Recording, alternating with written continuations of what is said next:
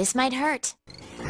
Jujutsu Kaisen is one of those stories where the line between the good guys and the bad guys is pretty thin. This story has some of the best depictions of both sides of the coin. The good and evil, predator and prey, the hunter and the hunted. What sets it apart from those other stories is, while yes, those roles of hero and villain exist, in some moments they're flipped, and it makes you genuinely believe there's no way our protagonists have any chance of coming out of this alive. The heroes in this story aren't the only ones who learn from their mistakes. The villains are cunning and intelligent. They grow in the heat of battle, and if they start losing, they get out of there. In every serious fight that takes place, both sides have an equal chance of losing their lives. In this world, it's not enough to just be physically strong or talented.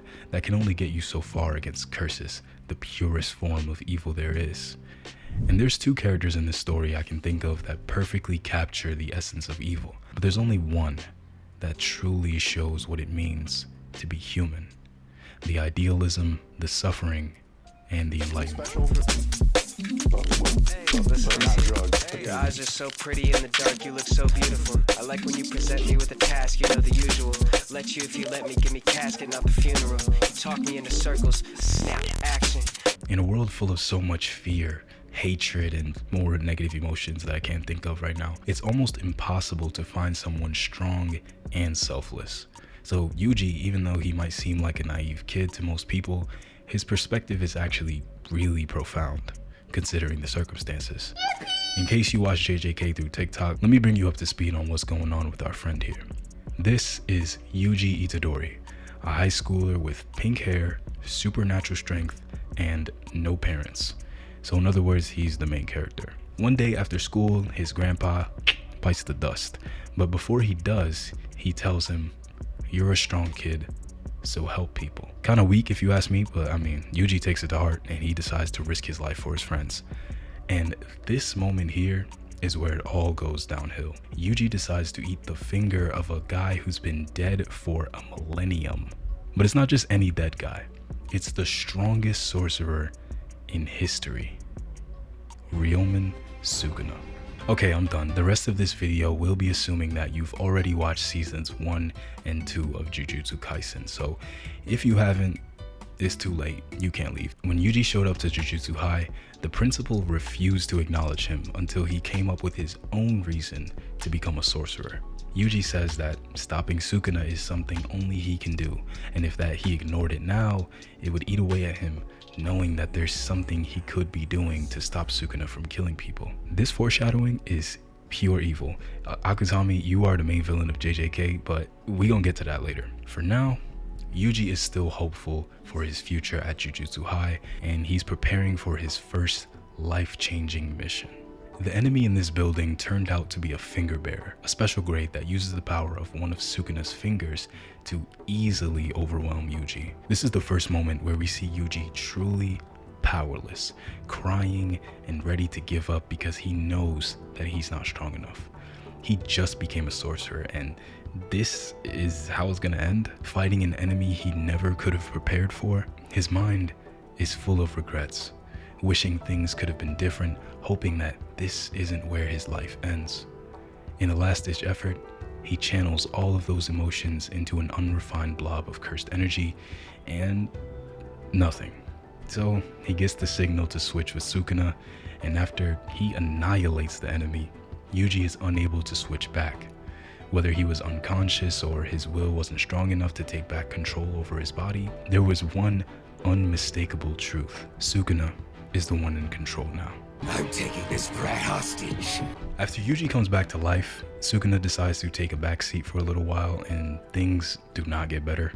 Yuji now has a very close relationship with death, from loved ones to strangers, even his own death.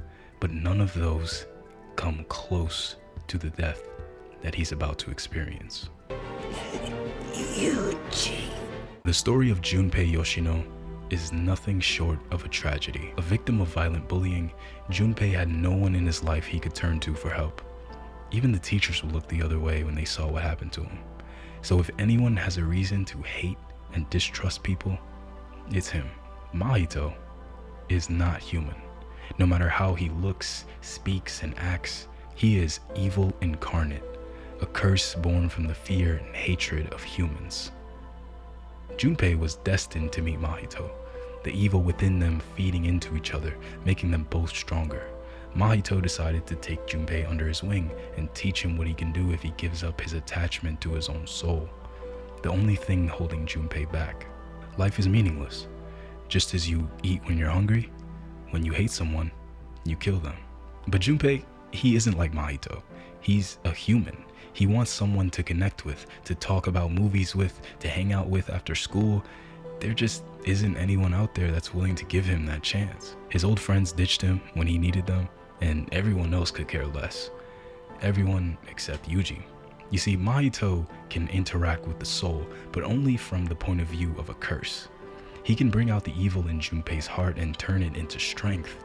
But Yuji can interact with the soul too, and he brings out a different side. The hope, the light that's been dormant inside of Junpei for so long. He can feel that with Yuji. So at this point, it's a tug of war. When Junpei and Yuji become friends, Mahito realizes that it's his time to act. He can bring out the evil in both of them. And Yuji's evil is something special. So Mahito plants one of Sukuna's fingers in Junpei's house, causing a curse to appear and kill his mother. And Junpei completely snaps, rampaging through the school, looking for the person who left the finger in his home. Yuji shows up just in time to stop him, but that's exactly what Mahito was waiting for. After Junpei tells Yuji what happened to his mother, Yuji invites him to Jujutsu Tech, thinking that he finally got through to Junpei. But from the moment that he met Mahito, Junpei was cursed. And that curse that he inflicted on everyone he hated came right back to complete the cycle. Yuji begs Sukuna to help Junpei, and he obviously refuses. A curse is only concerned with personal gain, and for Mahito and Sukuna, the embodiment of greed and pride respectively, they're no different. They mock Yuji's powerlessness and begin to laugh hysterically. You can't beat a curse with reason or logic. You have to be strong enough to overcome it, to see past the tricks and the twisted games that they play. But Yuji, he just wants to save people. He wanted to save Junpei. And there he was, a monster laying lifeless at Yuji's feet. Realizing there's no more options left, Yuji decided on that day, one way or another, Mahito will die by his hands. And now, let's take a trip to Shibuya. Hard to disconnect, I'm feeling less human than meant to. My chest bruising, who sent you? I am death, here to weed out my imposters. I was lost before I lost you. Stay off the roster, out the car, you heard gelato. No Positano when I could have been a writer. I killed the author, coming right back to the pencil. On Halloween night, a veil was lowered, trapping every non-sorcerer in the middle of Shibuya. This was seemingly the work of Suguru Geto, former student of Jujutsu High, current genocidal maniac. Geto and the disaster curses had one request: bring Satoru Gojo, the strongest sorcerer. So when Gojo finally arrives, everything gets set into motion. Some sorcerers came along to minimize any casualties and of course to save people. Among those sorcerers was Yuji Itadori, the vessel of Sukuna. After finding out that Gojo had been sealed, Yuji makes his way to Shibuya to find dozens of transfigured humans, which could only mean one thing: his mortal enemy Mahito is here in Shibuya. And Mahito isn't the only one he has to worry about. Choso has a grudge against Yuji for killing his brothers, and Jogo has an offering for the King of Curses. All three of these events are meant to end in Yuji's death. Convergence. He meets Choso first. In a heated battle full of high-level technique and strategy from both sides, Yuji ultimately fails to finish off his opponent, almost paying the price with his life.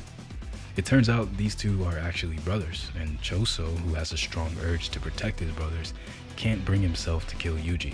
Instead, his mind is flooded with false memories of their time together as a family. Even with all of his training, Yuji still wasn't strong enough to beat someone like this, a mid-range fighter who had several disadvantages. The weak don't get to make choices.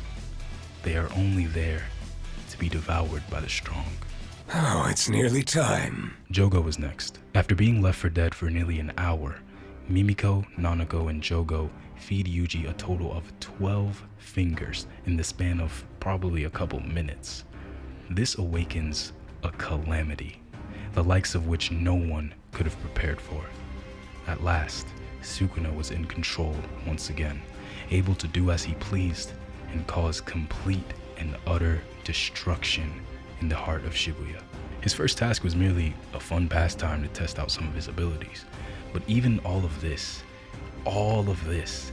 isn't a fraction of what the King of Curses is capable of, because shortly after making quick work of Jogo, he goes on to fight the strongest Shinigami, the Divine General, Mahoraga. And this is where Yuji's reality completely shatters.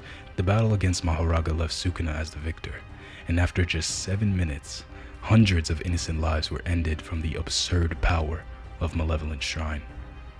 Sukuna had not only cut down Mahoraga and every non-sorcerer in a 200-meter radius, his immense strength had left a giant crater in the center of Shibuya, leaving nothing but ash and rubble.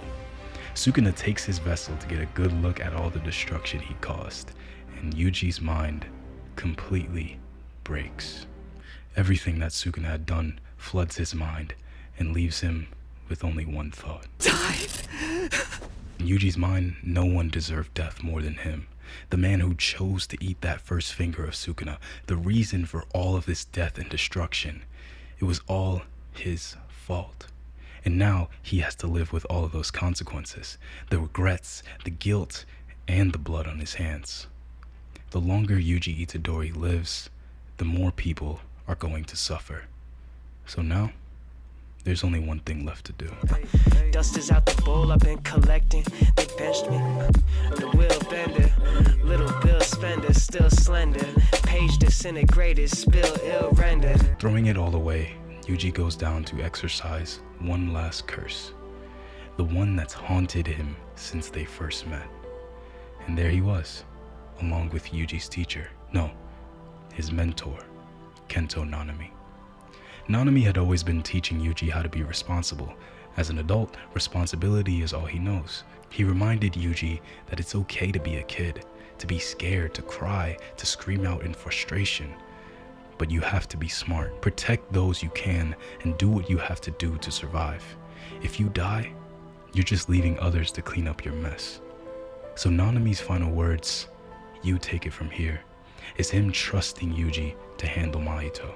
He can't run anymore, he's half dead already. And instead of cursing Yuji with his final words, he decides to leave everything to his trusted student.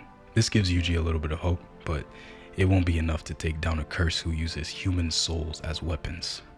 Yuji hesitates, running and dodging instead of letting the torch pass from Nanami light his path forward to victory. And that gives Mahito a chance to get in his head. His resolve is dangerously weak. After seeing Sukuna and Mahito end so many lives without a second thought, he starts to believe that maybe Mahito is right. Maybe they are the same. Curses and humans, just cursing each other to death non-stop. Maybe there isn't an end to this. But just then, an opportunity presents itself, and he would be a fool to waste it. Resonance! Nobara Kugisaki enters the battle, and this is the boost that Yuji needed, to know that he doesn't have to do this all alone. He still has friends left to support him, and now he can fight again, with that flame burning in his heart. Of course, that is, until... Nobara has never been one to give up easily. Against Eso and Kechizu, she was willing to sacrifice her life to take out her opponent. Her strength and unmatched self-confidence make her a threat no matter who she's up against. It's not a facade or something to cover up some deep insecurity. Nobara knows that she's capable. She's able to keep a level head in situations where Yuji's mind takes him to the darkest of places. When he asked her how she felt now that she had killed someone, she acknowledged that this is the nature of being a sorcerer, and that she doesn't want to waste time thinking about things that she can't control. Nobara was always in control of her own life. But of course, in life, there are things that you can't control, and she knew that too, which is why, in her final moments, she remembers her childhood friend, in the people she just met who had changed her life for the better. But at the end of the day, this is war. Black Flash! The good guys aren't supposed to win. The winner is determined by who is left standing when the dust settles. There are no heroes in this world, only those who live and those who die. Everyone eventually dies. All things are impermanent. Nothing born into this world can transcend the cruel hands of fate. Everything fades. Everything has an end. You don't actually believe that, do you? Until you have fulfilled your duty as a Jujutsu sorcerer, you cannot stop moving forward. Todo speaks to a point so deep in Yuji's heart that he can't feel sorry for himself anymore. If he stops to think about all the people he couldn't save, he would end up defiling their memory. Instead, by trusting that there must be a reason he's still alive, only then can he find the courage to keep fighting. And as long as you can still fight, you can still win. That's what it means to be the exception. The fact that Yuji is alive is not a curse. He's the one who can interact with the souls of others. He's the one who has lived with pure evil inside of him and managed to fight it every single day. He may or may not be special or the chosen one, but his life has and will continue to change the world. Whether it's for the better or worse in the end, I mean, we'll have to wait and see. But one thing remains true. Yuji Itadori is humanity's last hope. I'll accept it, Mahito. I am you. The only way to not lose his mind fighting these curses is to accept the role he was given. A Jujutsu sorcerer kills curses. Yuji Itadori kills curses. That's his role.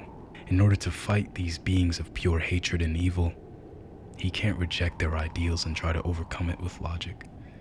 There's only one way. To make sure your enemy has no way of fighting back, you must crush their spirit. And that's exactly what Yuji does to Mahito. Look, Mahito thought that Yuji was just some kid who would do anything to save people, but that he wouldn't go as far as rejecting his morals in order to honor that one big ideal. But Yuji, he isn't just some kid anymore. He's already seen the worst of it. There's nothing left that can make him question himself. He has one purpose in this world, the duty of a powerful Jujutsu sorcerer, to help people. And Mahito is not a person. Mahito is a curse, and the life of a curse is meant to end by the hand of a Jujutsu sorcerer. Would you like me to save you, Mahito? Thank you so much for watching this video all the way to the end. If you made it this far, let me get a wolf emoji somewhere in the middle, in the end of your comment, whatever. You know, just put a wolf emoji in there.